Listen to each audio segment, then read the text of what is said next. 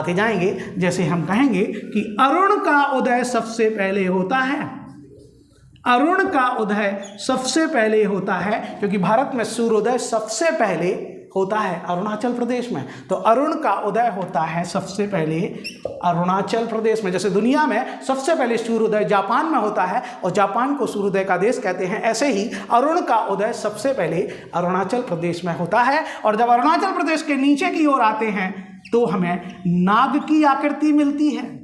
नाग की आकृति मिलती है तो अरुणाचल के सीधे नीचे होता है नागालैंड। ध्यान रखना, अरुणाचल प्रदेश के जस्ट नीचे नाग की आकृति के कारण नागालैंड।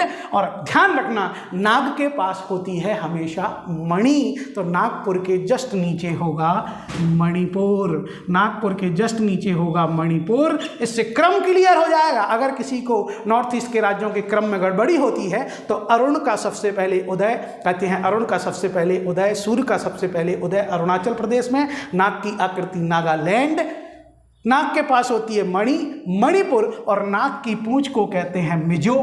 ध्यान रखना, नाक की पूंछ को कहते हैं मिजो, तो जिससे बन जाता है मिजोरम। पहले अरुणाचल, नागालैंड, मणिपुर और मिजोरम। फिर कहते हैं तीन ओर से घिरा हुआ, तीन ओर से बांग्लादेश से घिरा हुआ और केवल एक ओर से भारत से जुड़ा हुआ त्रिपुरा। तीन ओर से घिरा हुआ त्रिपुरा और उसके ऊपर मेघों का आलय मेघालय। ध्यान रखना, उसके ऊपर होगा मेघों का आलय मेघालय। मेघों का आलय कहलाएगा आपका मेघालय। जैसे वस्त्रों का आलय कहलाता है वस्त्रालय, पुस्तकों का आलय कहलाता है पुस्तकालय, विद्या का आलय कहलाता है विद्यालय। मतलब आलय मतलब होता है घर। हिंदी के लिए भी हम कुछ प्रयास करेंगे। आलय मतलब घर, तो वो मेघों का आलय, जहाँ गारो, खासी और जयंतिया पहाड़ियाँ मानसून को घेर लेती हैं और दुनिया की सबसे ज़्यादा बारिश उस राज्य को मिलती है, इसलिए उस राज्य का नाम ही हो जाता है मेघों का घर,